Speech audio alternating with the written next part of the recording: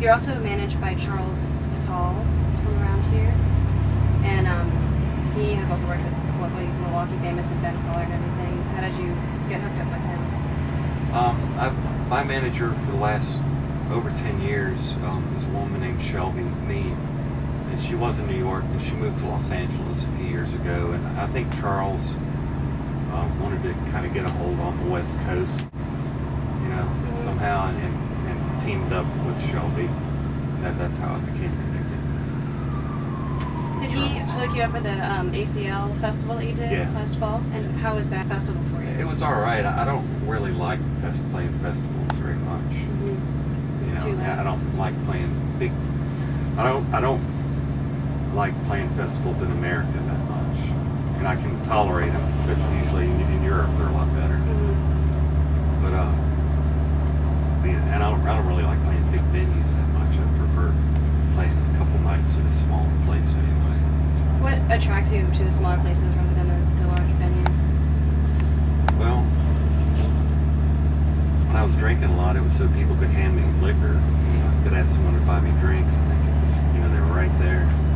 And I mean, more than that, really just, I don't know, something about the music. I just became more and more disconnected from the audience, and I've started to feel more like, man, I'm an entertainer. I really have to entertain these people. They're 10 feet away from me, and there's a barrier in between, and I'm elevated on a stage 5 feet higher than they are.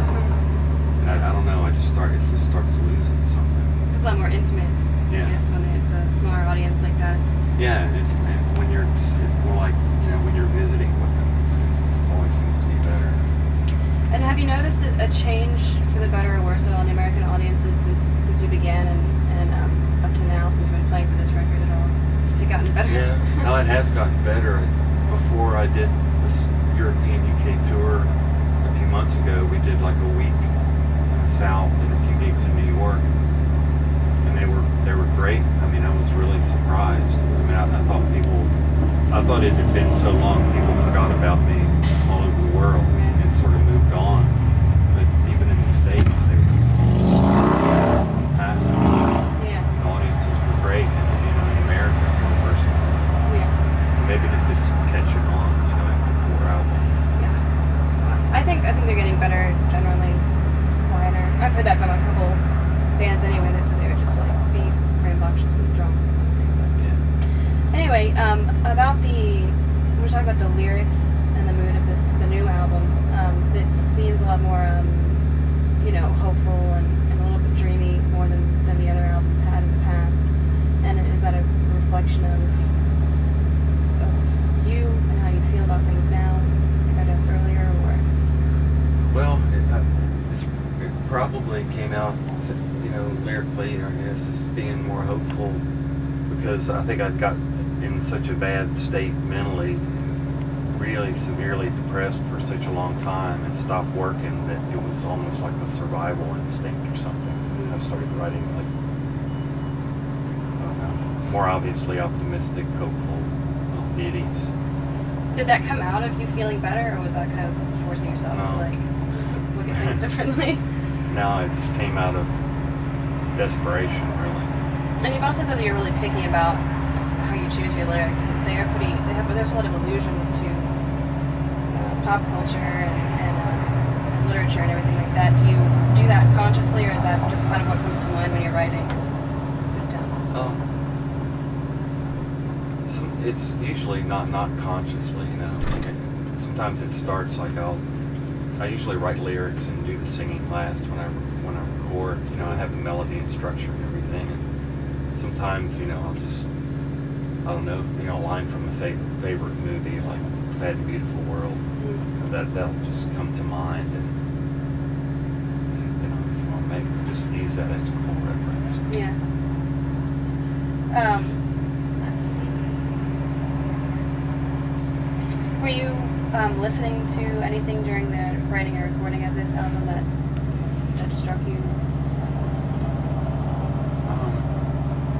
Yeah, I started listening again and deeper into like mid to late period Beatles stuff.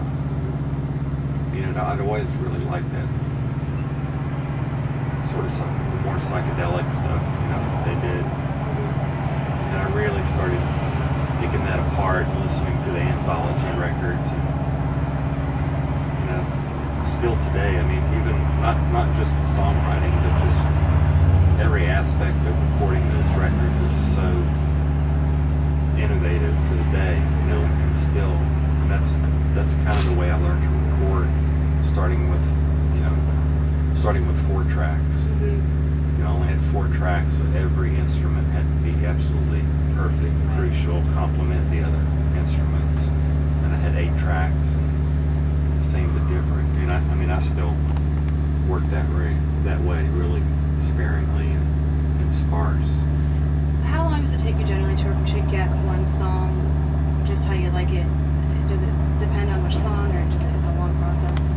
Sometimes it takes forever, like Pain Birds on Good Morning Spider. Literally took 2 years Oh my gosh. to get it. I mean, not working on it constantly for 2 years, and then some, like, unfortunately on this record, there's some songs that really never did materialize how I heard them in my head. I was never really able to articulate them on tape like I wanted to, like I heard in my head, like I did on It's a Wonderful Life. Everything was like perfect.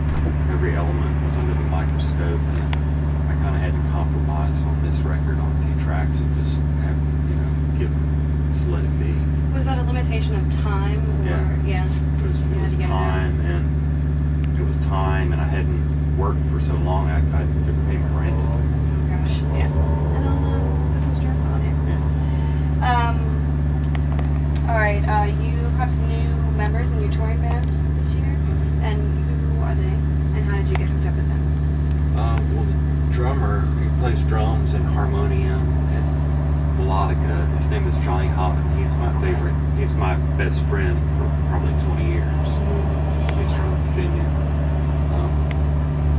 Bass player I met down here by accident one day. I met her through Steve Wynn. Her name's Paula Jean Brown. She used to be in Giant Sand. So she plays bass and sings. And my guitar player, keyboard player, I met through Dennis Herring, a producer friend. His name is Chris Michaels. He's from Jackson, Mississippi. He has another band called American Analog Set. Oh, really?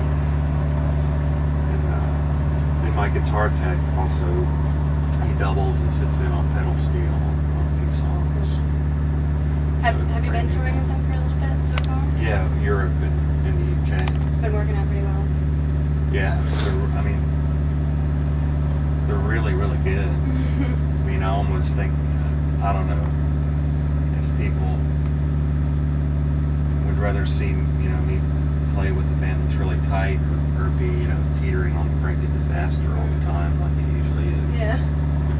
What attracts you to changing up that lineup too every time you go on tour? I don't know. I just want to keep things different, and work with a bunch of different people. Now, Johnny's played on all my albums since the first one.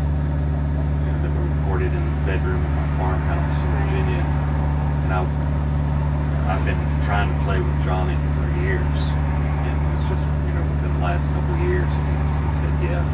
That's great. Yeah.